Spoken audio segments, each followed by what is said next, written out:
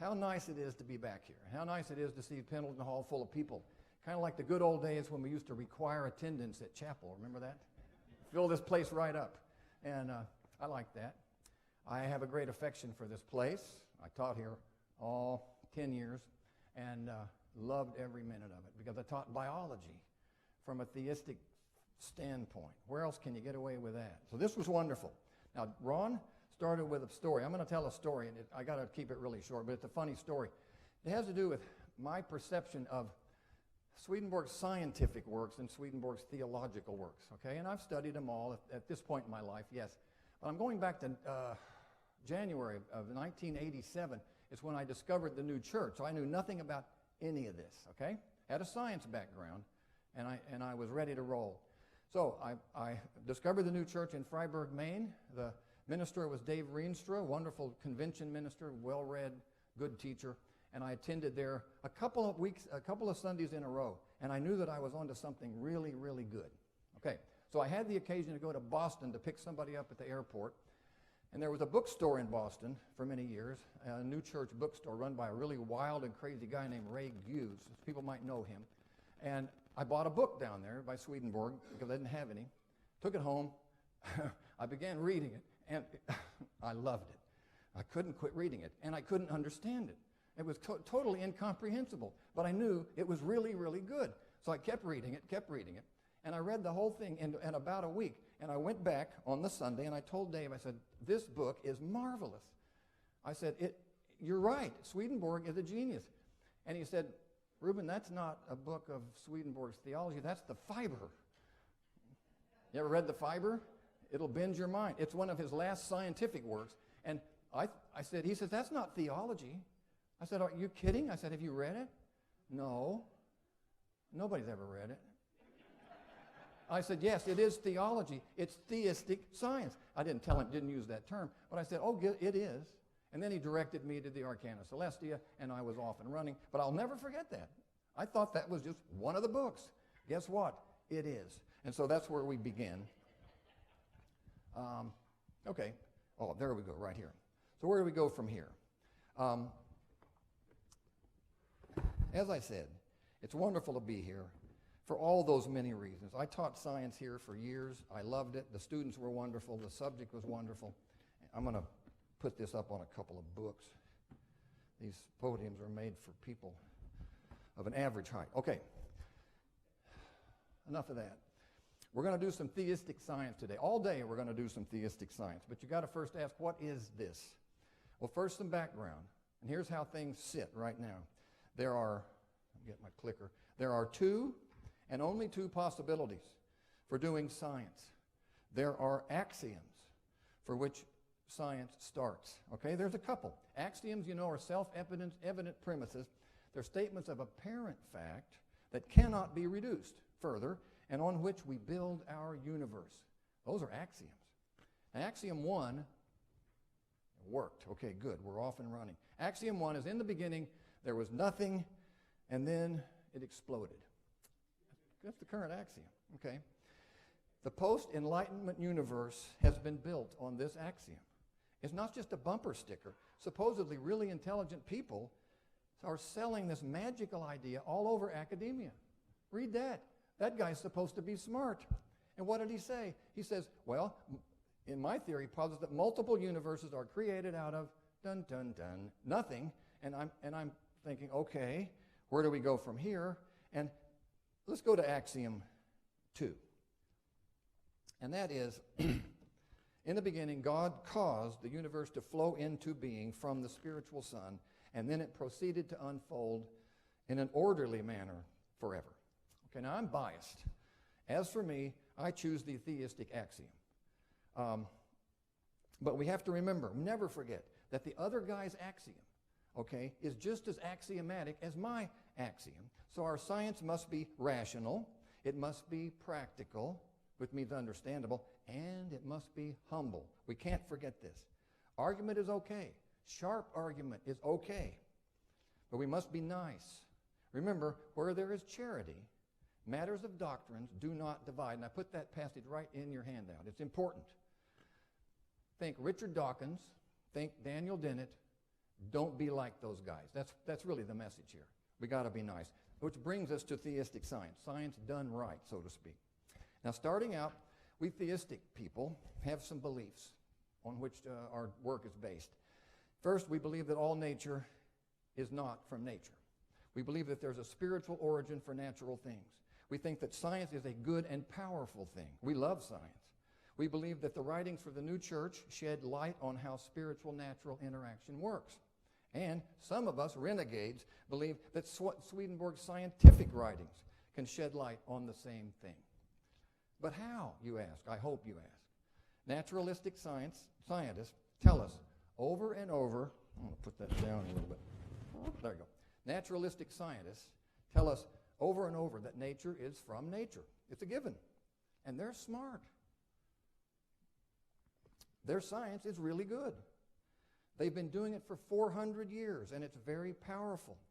Meanwhile, religious scientists tell us that either the earth is 7,500 years old and creation happened by magic once, or nature was designed by a creator with evidence for this in the many irreducibly complex systems we see at work in natural things. Okay, that's two things.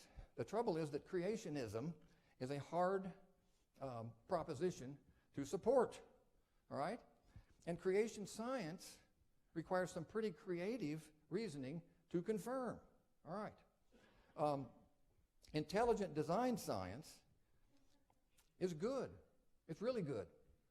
But given that nature is designed, they can't tell us how it is designed, not even a little bit. Evolution science is wrong, they say, but we really don't know how it works either. Now that is a big letdown. Other scientists hedge. They say, they talk a good line, but they're like fish. They're like fish. You ever keep fish? I love fish. They swim up close to that spiritual edge, but then they turn away at the last minute to avoid being labeled religious. Why? Well, you know, this could kill a religion can kill a career in science for people. These people talk about emergence of complexity in nature, leading all the way up to living forms and even consciousness. They talk about the origin of life and quantum particles that come into and go out of where nobody knows. And they won't mention a creator. And for those very few who are bold enough to do so, they don't know how it works, not even a little bit. So, where do we go from here? We take science, that good and powerful thing, and we use it for all it's worth. And it's worth a lot. And we don't stop there. First, we acknowledge its problems, its flaws, its limitations where they exist. There are plenty of these. We know that. But remember that humble part. Scientists are a thin-skinned lot. And we don't want to alienate the very people we're trying to attract. We always must remember this. Remember when charity is present, doctrinal differences do not divide. And then we put science to work. All right. Did you ever see a team of horses pulling a heavy load? Just take a look at that and just think of the power in those two guys. Now that's a picture from the Freiburg Fair. I used to live, until April, I had a house a mile from that. I finally sold the place. Okay. And I used to go there every year, and I loved those horses because that's what I did. Now we take, here's what they do. Those horses, one of those horses is leading the other horse. There's a lead horse, there's another horse, okay? Those horses know which is which. Now that man who's slapping that horse knows which horse is leading and which horse is following. But we don't, because they work so well together, you couldn't tell. They look like they're doing ballet, okay? And that's the image I want to leave with you. One's leading, we don't know which, but one of them leads, one follows. Okay, so where do we go from here? Well, we go to that other horse there, that white horse of Revelation chapter 6, waiting there in the writings for the New Jerusalem. And we read, I saw and behold a white horse. That signifies understanding of truth and good from the Word. A horse signifies the understanding of the Word, and a white horse, understanding of truth from the Word. Okay, and he who sat upon him had a bow. Signifies that they had the doctrine of truth and good from the Word, from which they fought against the falsities and evils which are from hell, thus against hell. So what are we talking about here? The white horse is for sorting out spiritual truth from falsity. That's what we're doing. Any good science does that, separates truth from falsity. But in this case, we got a white horse, and he's separating spiritual truths from falsity. Okay, so the state of the problem is this. Here's what we're up against. Sir Francis Bacon, in 1620, wrote a book. And since then, scientific materialism, or naturalism, whatever you want to call it, has been the leading philosophy for doing science for 400 years. It has become the prevailing paradigm, and paradigms are Teflon-coated things. A paradigm is a way of looking at the world, a manner of looking and practicing and looking at the world that is a whole universe. It contains all the facts necessary to answer all the questions. It's self-contained, it's comfortable, careers are invested in it and sustained in it. That's why they're so strong and prevailing and so hard to change. After 400 years, science is really strong. And this has even led to scientism. Whoa.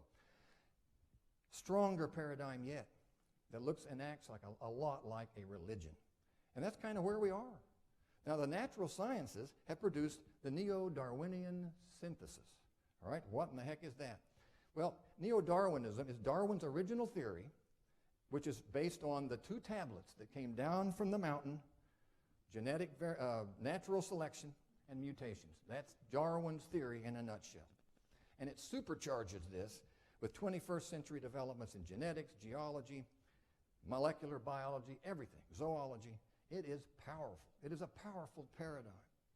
The neo-Darwinian synthesis has holes, as does any theory. But since this theory has become a paradigm, and now the paradigm has become almost a religion, it's essentially unassailable. It has become settled science. Hear that term lately? Whoa, once it's settled, it's settled.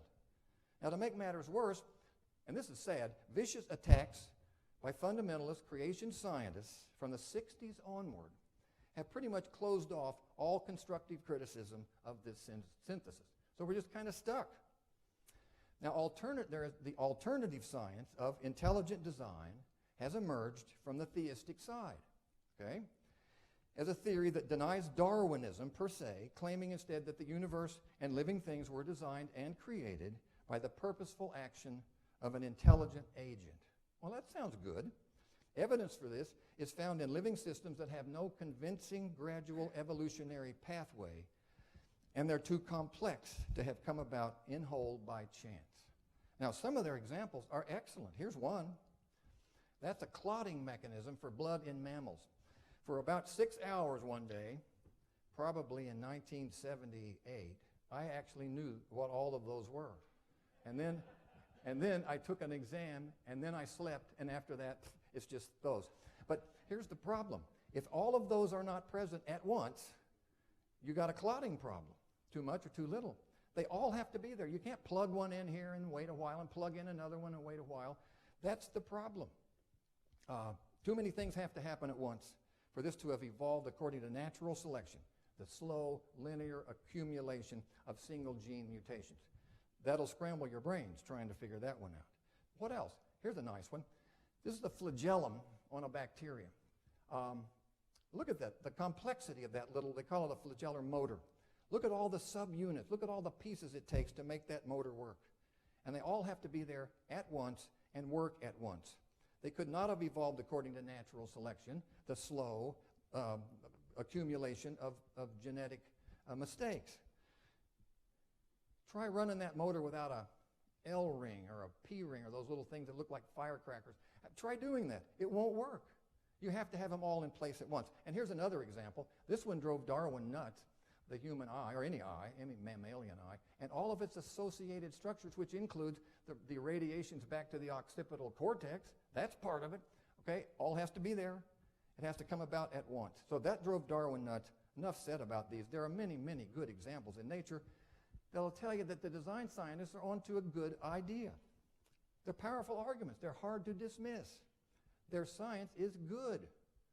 But intelligent design is only half a program. It offers no mechanism to replace the natural selection that it denies. None. So intelligent design stirs the pot, but does not advance a theistic agenda. And unless you have some plan in mind, never poke a snake. That's just simple. They've poked the snake, but they have no plan. Okay. Now, the new physics, I just picked that picture, it looks kind of like new physics. Okay, quantum mechanics, quantum wave theory, it presents a totally new scientific paradigm for us. So totally new, in fact, that we have not yet effectively brought that paradigm to bear on problems within the neo-Darwinian synthesis. Here's the problem. It's the age-old problem of paradigms. Scientists, physicists, give lip service to things like non-locality and quantum entanglement and all that weird stuff. And they know it's true, but they continue to work within the constraints of locality using Newtonian computational methods. They just can't give up the old physics. They want a foot in both places. That won't work. We got to move on. So here we are in the new millennium with two extremes. Runaway materialistic science versus a small cohort of theistic scientists who start from the axiom of spiritual causes for natural things, which brings up a question, a very telling question, which we know has been asked before. How long will you halt between two opinions? Now, Swedenborg answered that question. He said, this is from the prologue to that, we call it now Soul's Domain, Animal Kingdom. You got to find that and read it. It's the very last paragraph.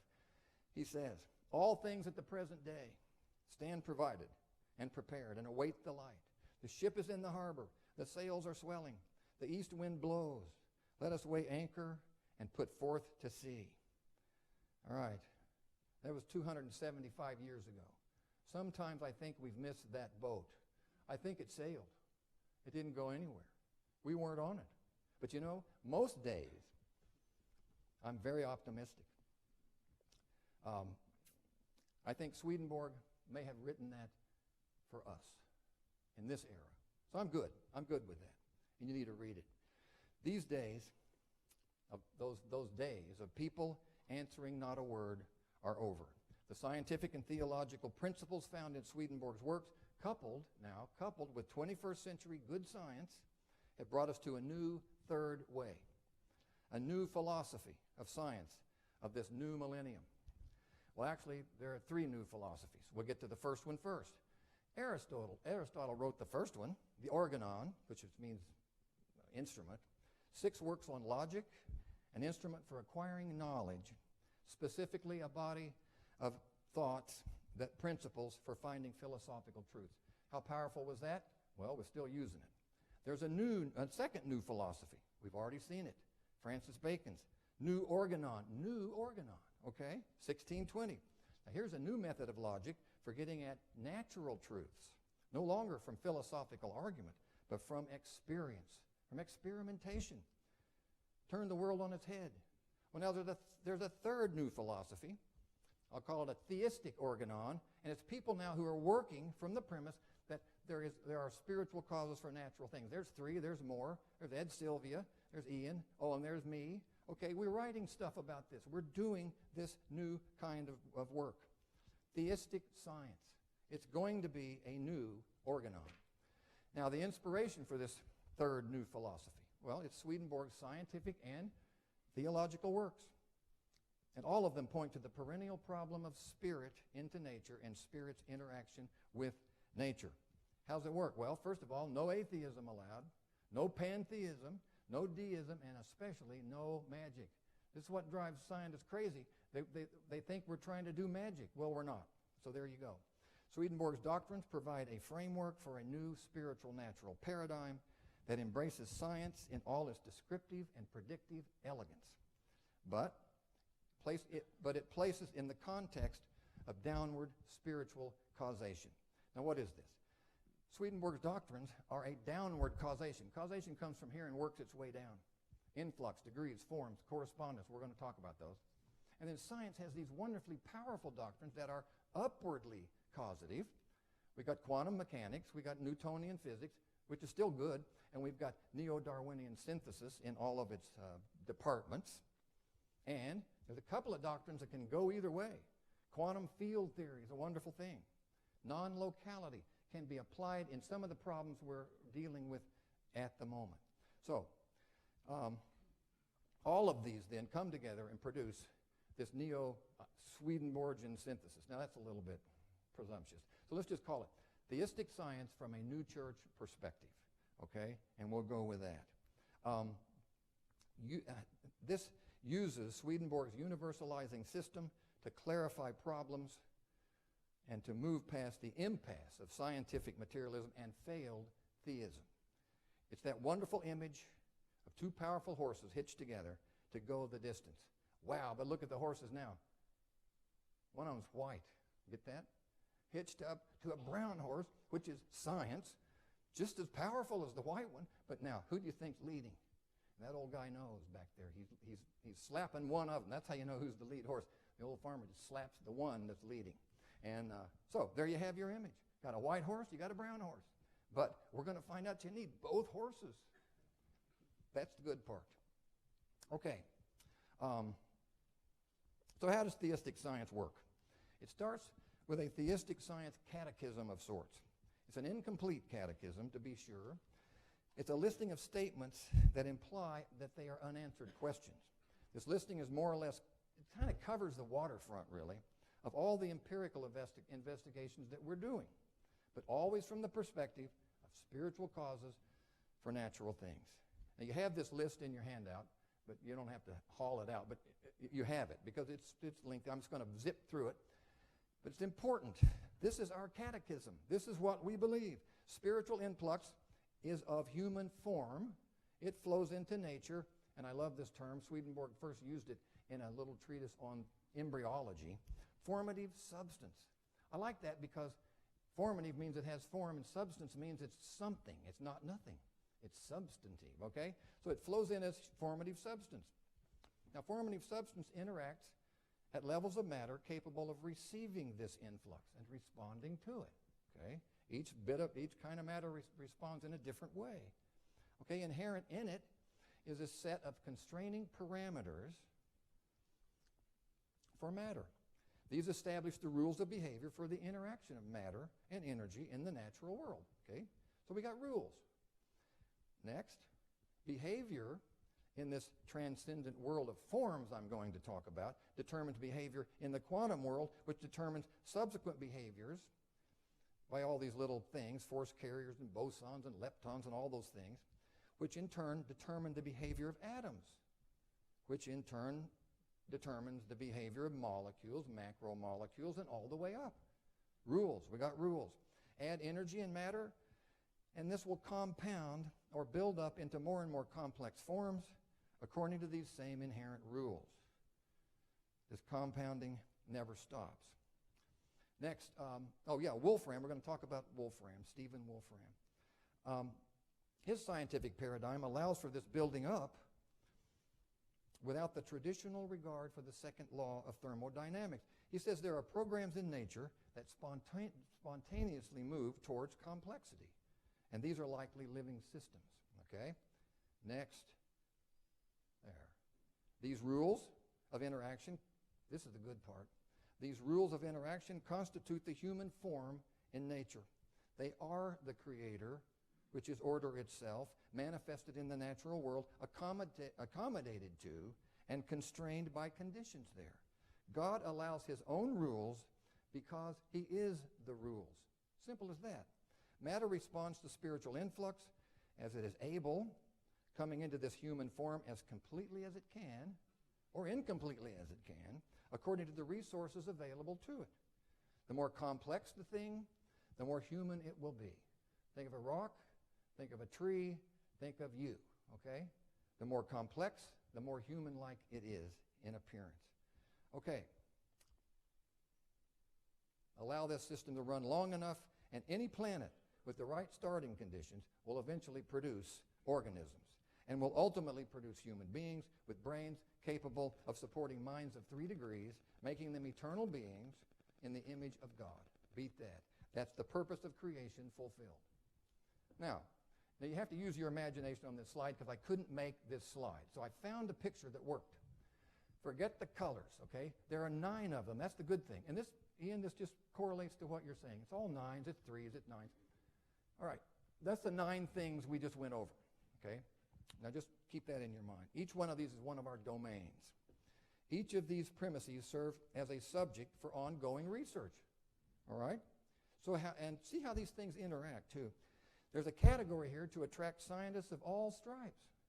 In each category, as each category is perfected, the overall model is strengthened. As the model is strengthened, the actual mechanism for spiritual-natural interaction will finally come into view. What results is a hybrid ontology of secular science and theistic natural philosophy. It's the best of both worlds. The good news is that even while working deep within one of these different areas, we're all working together towards a more perfect model of the spiritual origin for natural things. We're building a new 21st century theistic science program. And there it is, if you forget the colors. Okay, let's talk about the problem of organic form. Now, my personal interest lies in areas, I guess 4 and 5. The problem of form, organic form, how forms appear or emerge and how they are sustained in the natural world. My special interest is the emergence and evolution of living forms. Now, I've studied evolution for years. I taught it for years right here, right down the hall, 10 years. I loved it. I loved the concept. And I always knew that it was mostly right, but I knew that there must be more. And that was before I talked to Charlie Cole, right over there in the Swedenborg Library on my very first trip here to Bryn Athyn in 1989. He told me, he said, Swedenborg's scientific works were the key to the perennial problem of form. I think it's the first thing he ever told me. He was right. Now, 30 years later, I'm standing here telling you the same thing. Here's the deal. Science alone won't do it. Spirituality alone won't do it either. What I've learned in the past 30 years is that good, honest science and good, rational spiritual principles together will get the job done. Swedenborg knew this all those years ago. Now, the concept of intelligent default defines organic forms as default settings for matter in its various configurations under various physico-chemical conditions. Human form is that formative substance, flows into this world from the spiritual world as uses, and matter behaves according to set laws and physical constraints, producing natural images of these uses. These natural laws and physical restraints, this is the good part, are the creator in essence, who is order itself, accommodated to nature as the pre-installed conditions of this world. Your computer has a pre-installed program called an operating system. You ever see it? I don't. Thing won't work without it. That's what we're talking about, pre-installed. Yes, what's critical to know is how this infinite spiritual influx actually comes into nature from the other side. This problem talked about, called the nexus. It's a doorway between the two worlds. We're focusing on this problem, and there's a lot more to come today about it. Simply put, formative substance flows across the nexus at the lowest or inmost level of nature. Now, using Swedenborg's Principia as a guide, I envision a stepwise building up or compounding of pre-geometric proto-matter entities, little entities, into stable three-dimensional matter. Now, this is facilitated by the orderly behavior imposed on these entities by the laws of nature. What are these laws? Well, we know them, we love them, we work with them every day. They're all those things. Look at all of them. And there's many, many more. I just pulled those out of the basement of my mind the other day. Look at the wave-particle duality. I love that one. We all know it's true, and we hate it because it doesn't make any sense. But we know it's true, okay? That's a law. Look at gravity. If you don't like gravity, too bad. Walk off the roof and see what happens. How about the speed of light? 186,000 miles per second. It's not just a good idea. It's the law. You know, these are the laws of nature. At the front end of this series, we have essentially dimensionless entities, we call them particles, but they're really not, but we call them that. Some that appear and disappear as needed. Those are spooky. As these pre-geometric particles combine and build up, this quantum series ultimately progresses to atoms. And they behave in combination with other atoms according to, you guessed it, these same laws and constraints. These combine to produce molecules, and molecules build up into macromolecules, and then they build up into cells and tissues and organs, and they interact. They do so according to, yes, the same laws. Always these simple starting conditions, compounding over time into emergent complexity and an infinite variety of forms. And always the result, not of just random interactions, but a series of default outcomes, facilitated by these same rules of order. Now, forms. Let's talk about forms. Is there an infinite variety of forms? Well, yes and no. Apparently not, in terms of ultimate expression. There's an infinite variety of living forms in nature, we know that. But observation shows that all these living forms rest within a finite number of general forms present since multicellular life appeared on the planet. They were all in place by the end of the Cambrian explosion, 500 million years ago. Just 5 general forms. They were established then, and the same 5 now exist. No new ones, all with a marvelous diversity within them of remodeling and customization. So what's that all about? To what spiritual reality might those 5 general forms correspond? How about anatomical divisions of the human form divine? That sounds Kabbalistic. I like it. I like it very well. Human systems and their components, maybe. Levels of the divine mind. Can we divide that into 5? I don't know. We could try. Who knows what it correlates with? But something established a set number of forms somehow related to the divine human form. We might call these primordial forms archetypes. Hey, I do. And I sure like the term and the concept. But you know, both of these were washed away in the tsunami of Darwinism. But stay tuned, they'll be back. Even at this level of organization, we find discrete degrees at work. New forms are the natural leaves on the branches of this otherworldly phylogenetic tree. Now, we're getting there. We're going to do some theistic science. First, we're going to use some good science with some very good concepts. Here's 3 of them. The idea of macroevolution. We'll get to it. The idea of emergence of order in nature. And finally, the complexity that we get from simple starting conditions. Okay. And we're going to take those scientific principles and we're going to apply Swedenborg's major doctrines to these. These are familiar themes with all of us. First, there's order.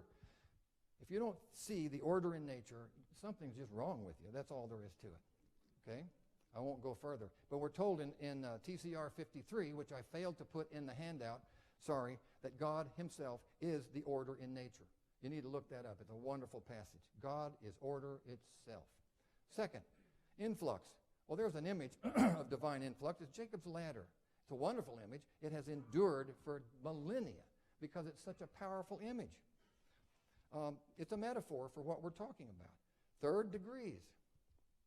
Well, look, there's another Jacob's ladder. But note, this is a big ladder, and there's a lot of traffic on this ladder. And notice that there's no traffic jam on the ladder. Why is that? Well, there's order on that ladder. Why? Well, look, it's a staircase. It's got discrete degrees of order all the way up, all the way down, so nobody bumps into anybody, and everybody's spaced just nicely, and it works. The whole purpose of degrees in creation is to help bring that order into nature. And that, of course, permeates all levels of everything. Forms. I went to the Jewish mystics for forms. There's a doctrine of forms that I read. That was the first book I read. The doctrine of forms. It made me nuts. I had no idea what he was talking about. I've read it 30 times. I love it. Okay. The Jewish mystics said, unknowable God, that's up at the top. Ein Sof means no thing, don't know what that is. Has to get down to earth. And they say, well, he gets down to earth in steps. Okay, and they call those steps Sephirot. And there's 10 of them in the basic system. This one's been all jazzed up, but I like it because it's so pretty. Okay, got step, step, step, step, step, and that's what we're talking about. That's the tree of life, Et Chaim. It gives you a visual image of this idea of forms stepping down into creation. And last, the idea of correspondence. Now, why, you ask? Is there a picture of a radio there? Well, I spent an hour trying to find a picture that would of correspondence. Well, guess what? I can't. So I'm sitting there looking at my old radio. This is my good old radio, built in 1948, same as me, and we're both going strong. So that radio is a material manifestation that is in correspondence with an immaterial emanation from an antenna somewhere far away. That immaterial thing comes and interacts with that radio, and until it does, nothing happens. There's no use. But when I turn it on and they interact, the one corresponds to the other, and voila, we have use. Now, that's a pretty good metaphor for, and I dare you to find a better slide. So there's the end of that. But that is my good old radio. Now, taken together, good science, don't forget science, plus Swedenborg's major doctrines, they produce a doctrine of everything. And they produce a new church, theistic science paradigm, of course. So, how does it work? Well, we're going to go to three major atheistic scientists to lead the way. First, Stephen Jay Gould, really intelligent guy. He wrote the book, literally, on evolution. The thing is that thick. And then he died, so we can't question him anymore. But the fact is, he's talking about macroevolution in a way that most scientists never would and still don't like to. Another guy, Stuart Kauffman, a brilliant biologist and a biochemist who talked about the emergence of the emergence of complexity and order into the world. And then lastly, a really quirky guy named Stephen Wolfram, who wrote a book that, well, in the preface to the book, he says, the ideas in this book will have the same effect on today's science that Newton's ideas had on the science of his day. He's a real humble guy. And then that slide kind of says it all. But he's also real smart, and everybody knows it. And so you have to listen to what he says. And I've read what he says, and I love it. Okay, we'll go from there. We're going to take those three things. Now, natural selection doesn't work for new forms. Okay? I've always known this. I've always said it. I said it to my students, but who am I? Well, Stephen Jay Gould said it, and he's a big shot. So that's the thing. It doesn't mean there's no evolution. There's just not Darwinian evolution. Remember? Natural selection and mutations. Okay? There's not that. Remember the two slides. There they are. Stephen Jay Gould finally said right out loud what we have always known. Natural selection, that emperor has no clothes. He said it, and then he died. So he got out of it. So, Charles Darwin's vision of slow, steady accumulation of point mutations bringing about the diversity of living nature just doesn't work. The ID scientists know this. That's their whole program. Natural selection, now this is what it can do. It can fine-tune, it can sculpt, it can adapt an organism or a population of organisms to slowly changing conditions. But new forms, sorry, Charlie, it won't work. Now, there is randomness in nature, which kind of corresponds to freedom. And there is that because we have to have genetic mistakes. We need them. Little mistakes refine existing forms so they can adapt to changing conditions. This is natural selection, or what we call microevolution. It's a big deal, but it doesn't make new forms. Big mistakes make new forms by a process called macroevolution. And there's a slide there just says we're interested in changes in whole taxonomic groups rather than little, slow, steady changes. And they can come about fairly abruptly. We know they do. Gould pointed that out. We have these long gaps, and then bang, lots of evolution. So macroevolution is what we're after here.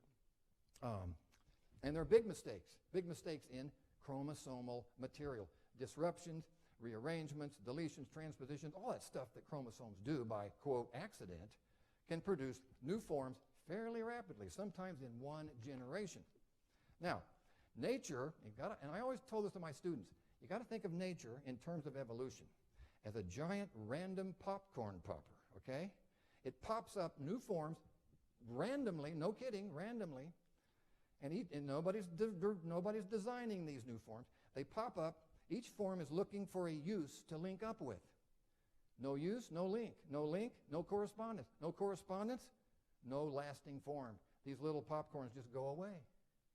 That, incidentally, is a whirly popcorn maker.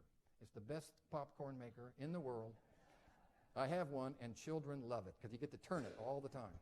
But that's it. And think of that image. Nature is a popcorn popper, just popping up new forms all the time.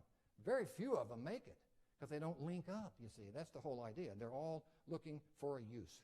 Now, order comes into nature. it emerges, says Kaufman, in the almost metaphysical transitional region between order and chaos, where conditions are neither too restrained, where there's no freedom, or too chaotic. All right, disordered. Now, order emerges from conditions in between that are just right. And there's an image of that. Not too orderly, not too chaotic, but just right. And that's, he says, where they come in. And once order emerges at that just right place, it propagates into greater and greater systems, producing life and living systems. All right. What a wonderful scientific and very useful scientific idea. Now, I'll take it. But notice there, I'll take it, except for that part about it being spontaneous and arising naturally. Because what does that really mean, arising naturally? It means in the beginning there was nothing, and then it exploded. So Wolfram comes along and says that great complexity comes not from greater complexity, which is an old atheistic fallacy, but from very simple starting conditions. He's a heretic in his own profession, but he's right. That's the good part. And Swedenborg calls this thing the first natural point in his Principia, in that series of a creational series. It's an entity in which all things are contained in potential. We all have trouble with that first natural point, but he defines it later in The Fiber, my favorite book, like this. He says, above it, this little thing, entity, whatever you want to call it, he says above it is the infinite itself, and below it are compound forms or substances. So down below it are compounds, natural. Above it is the infinite, and here sits that little thing that we call, what did he call it? He called it a simple. So, okay, so you can read that. But the point is, all things are contained in that little things in potential. Now we're talking. We've got an idea of what this thing does, if not what it is. Just like Swedenborg, Wolfram says, I'll take a few of these and let them interact for a long, long time, and voila, you have complex forms in nature. And they all come up from these simples, which interact with other simples, which then in combination interact with other things, and up and up and up it goes. So, thank you, Dr. Wolfram. We needed that. This is major. But again, instead of looking up to see an immanent intelligence at work, he looks down to find the opposite. Here's what he says early on page 3 of his book. He says, you know, we've always seen these things in nature that are immensely complex. We've always assumed they were the work of a supernatural being. Now, you know where he's going with this. He said, but my discovery suggests a rather different explanation. Oh, really? I'll be. Well, what's his explanation? Literally, he says, well, it's all so simple, we don't need no creator. Well, or in other words, in the beginning there was nothing, and then it exploded. So finally, I'm almost done. Finally, we come to the two theistic principles that will put it all together.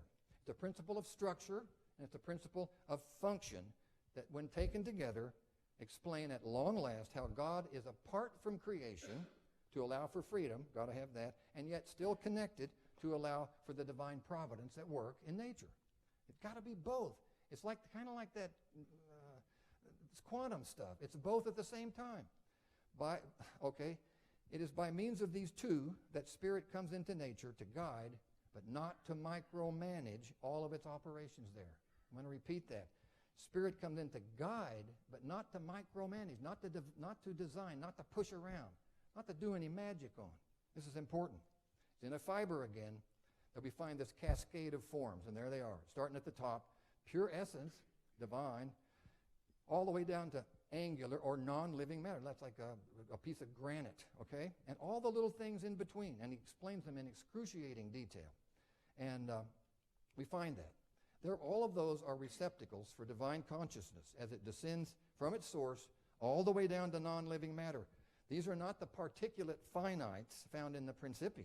These are ethereal on one end and material on the other, with intermediates along the way answering the requirements of intervening levels of reality. Each one does its job where it is.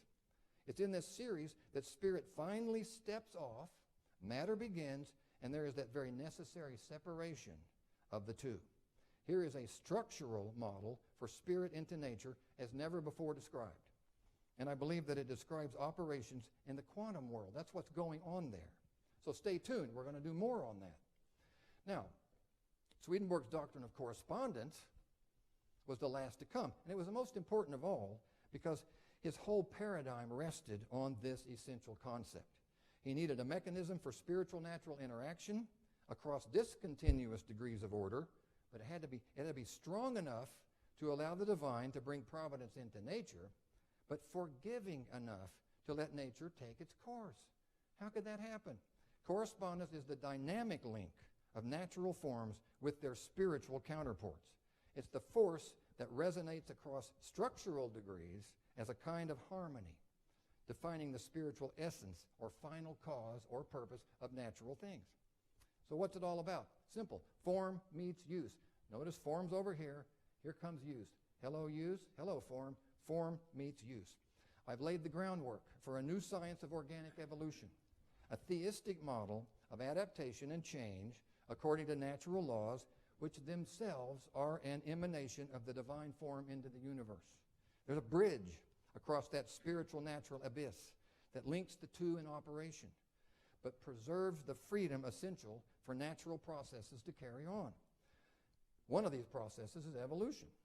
Now, we've found that Swedenborg's forms make a structural bridge, a series of intermediates translating spirit into nature along just such a phased transition as Kaufmann described when you put the two together. Each step brings spiritual substance closer to the constraints of natural matter, and each step is discreetly separated from its neighbors. And here's a cool picture I found that just kind of gives you the idea. They're contiguous but not continuous. Each one becomes more and more complicated, I guess you would say, until we have matter there on the far end. I got that out of a book on Gnostic images in early Christianity. And it was supposed to go up and down, but I turned it sideways. It's a great picture. I love it. It gives you the idea. And finally, there is correspondence. The functional bridge. That other was a structural bridge. Correspondence is the functional bridge that spans this same abyss, arching over the form's cascade, linking spiritual things with their natural counterparts. If one end of this cascade is inert matter and the other is the divine, then we can see that something must be at work to link both sides in a unanimous action. Ta-da, and there it is. There's that arching bridge of correspondence. Now, there's one more thing. Remember, all these particles, these forms, these intermediates, even the ones that sometimes aren't always there at all, behave according to laws.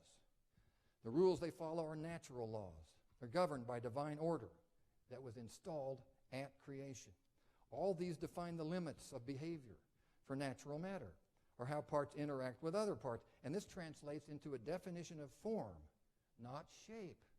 You see, shape just happens after matter follows its own laws. Everything in nature just happens when matter follows its own laws. Even its creator cannot do otherwise because its creator is those laws. Form is imposed on nature by the higher form inherent in the spiritual substance flowing in. Swedenborg tells us that this is the human form divine. Now, forms in nature. This is the big take-home. Forms in nature are not by accident. They're not designed either in that true sense. Forms, emerging forms, evolving forms, developing forms, display a default setting for matter in this world, determined by the mechanisms that we've just talked about. It is intelligent default, to be sure, because it comes from somewhere else, and it is wise. So, we're done, and I have a picture now of a theistic scientist at work. Now look at that. His little ship, it's a little ship still, not big. His little ship is out of the harbor. The east wind's blowing him along. He doesn't need a sail, it's just blowing him along. He has weighed anchor, he's put forth to sea. But what kind of a sea is this? It's where natural truths of science and spiritual truths are percolating, and up pops these golden orbs of theistic science principles. Thanks.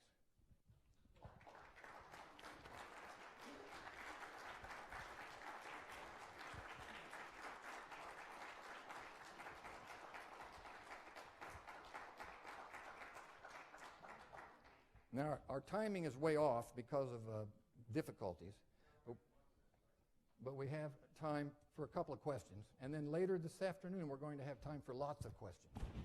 So I'll be glad to entertain questions. We have a person with a microphone lurking about, so if you want to ask something, please do. And I will evade your question as well as I can.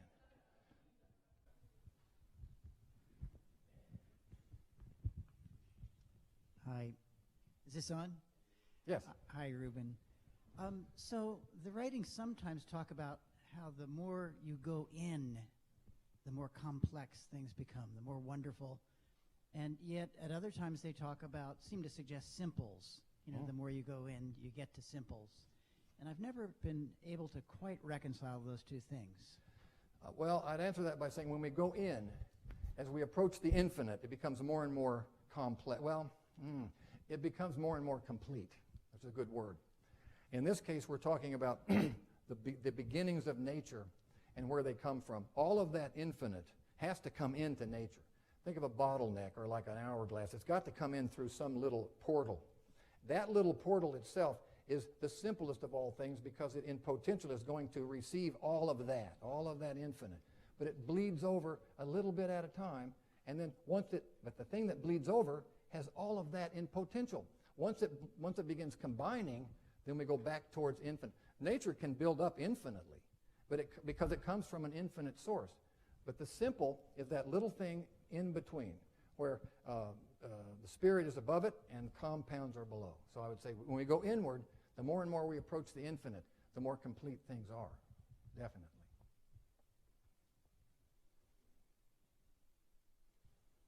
Yes.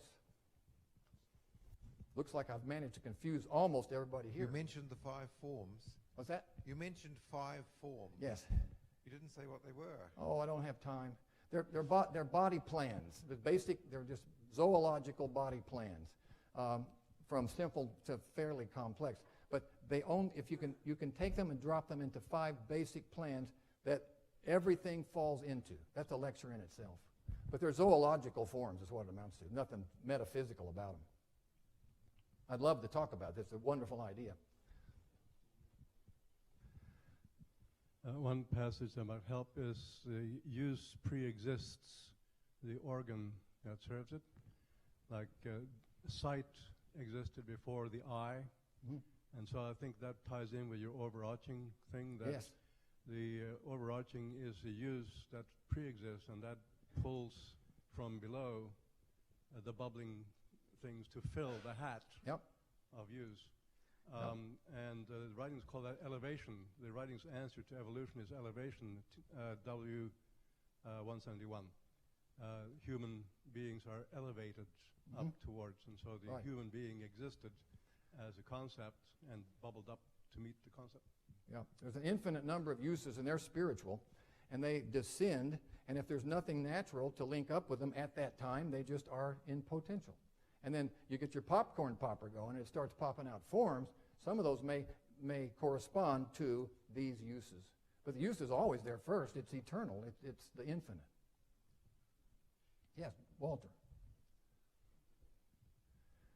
I know there are hundreds of examples, but when you showed the flagellum of the bacteria, I saw in a National Geographic magazine a magnified diagram of a mosquito's proboscis, I guess you call it, and there were 9 distinct, complex parts that go into that simple thing that all are involved in getting bitten by a mosquito. I just thought it was just incredible, and I occasionally like TED Talks, and I thought this would be the best TED Talk ever. The only thing you said I disagreed with was, "I'm almost done." That was discouraging. I always say that. And I guess the final thing I'd say is I just wish more of our students were here. I don't know how we can engineer that, but I wish I wish they could all have heard this. We used to have required attendance at things, you know. Yeah, that's how you do it. Yes. You coerce them to come. That's, you know. I knew that, but I didn't dare That's say old. it out loud. That's old school. Yes, we've got a person down here. Yeah? There you go. I've been teaching physics here for some year. Bennett missed me somehow. I got shanghaied somehow in the process. But I got to appreciate use is a discovery of order from some sort of apparent disorder. You had a picture of angels and the Lord and up and down a ladder, and it was so orderly. It was useless because there was no disorder. Right. Okay. Yeah, I get you. I love your talk, by the way. I don't thank want to you. say anything negative about it. So, in the classroom, you're trying to come up with experiments that seem useful, but they're not really useful at all because they don't do exactly what to do, and you spend the whole time explaining away all the things that aren't working in the experiment. I think everybody has experienced this. Oh, yeah. And so it opens up the nightmare of uselessness of the whole experiment kind of thing. So maybe your approach here could turn around the science education business. Somebody mentioned science education, young people being here kind of thing, could open up that opportunity to re-explore that. The science education, you go to a conference, is sort of like the religion of the scientific conference. And nobody really knows what they're doing over there, but they're doing good stuff because that's where we came from, supposedly. So I'd like to really invite that kind of a thinking to become useful in the science classroom. Yeah. Thank you.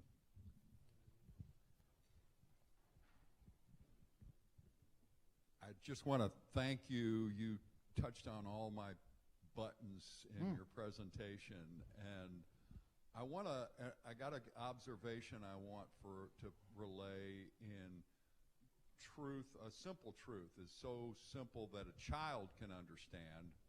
And in the writings, in Apocalypse Explained, we have a symbolism of ultimate truth is in Apocalypse Explained 6:27, and it's the symbolism of the reed as being ultimate truth, and in its opposite sense, it's falsity sustaining. So I just wanted to bring that to everybody's attention as a basis to where we can relate to the divine man, the descending into order, and what we discussed earlier about writing a paper. And Yes. so thank you again. I welcome. appreciate being here for the opportunity to address you, and thank you. Okay. Well, I think there's one more comment down here, and I think after that we'll move on because we're behind. Well, we'll catch up. We'll probably catch up at lunch. We'll have to eat quickly. That'll work. In your example of the popcorn maker, is this on? Or what? Yeah. Okay. I was thinking of, in the world, we think of the Lord's, or how should I say it, people define something that we think of as the Lord's divine providence as probability. In other words, there's a probability that certain random things will happen, but I don't see them as random. I see they are the Lord's divine providence. We describe it in science as probability or chance, and I was just wondering how you would react to that. I mean, you described it as something random, some of these things that happen that are good, or how should I say, go on to further infilling or whatever, okay, or building. But to me, it's all part of God's divine providence. We just define it as something else, and that's something we have to come and figure out how we define that or how we react to that. It's a different definition. One is his tremendous divine providence of running the entire world through his laws. I agree, but we call it in science. We call it essentially probability. Right. Well, I'd answer that, I guess, by saying that the whole idea of divine freedom, spiritual freedom in the natural world is manifested as what we see as disorder or randomness. Now, in genetics, you've got to have a certain amount of randomness or you can't have mistakes. You've got to have a certain amount of genetic mistakes or you're not going to have new anything. That's the basis. And Darwin knew that. He didn't know how genetics worked. But he knew you had to have genetic variability. I think that nature is allowed to operate on its own to a certain degree, all within providence. But it's allowed then to pop up new forms, some of which are not going to meet any use. We know the use is there, in all uses are there in perpetuity. But these new forms are allowed to pop up, I'd say randomly, because that's what nature does. And then some of these new forms, if they persist, if they become new forms that persist, then they're ones that happen to link up. There's a certain there's probability there that some of these popcorns are going to just die and go away. And there's not enough of them at any given time to leave fossil evidence, because they're just here and there. But when one catches fire and links up with a use, it becomes a new form, and then that will persist through generations, and we might find fossils of those. So I think the randomness in nature is essential. I said this system had to be forgiving enough to let nature take its course. Nature's got to operate on its own. There's not a puppet master here moving those things around. But it is, in essence, the order is coming in from underneath. The forms will follow laws, and then some of them will link up with a use, some won't. And the ones who do become new forms. So I'm real big on randomness in nature as a necessary component of nature, to let nature take its course. Okay, I think we probably ought to stop so that we can... What's that? Yes, we're going to take a break now after this. So thank you for your attention. Appreciate it.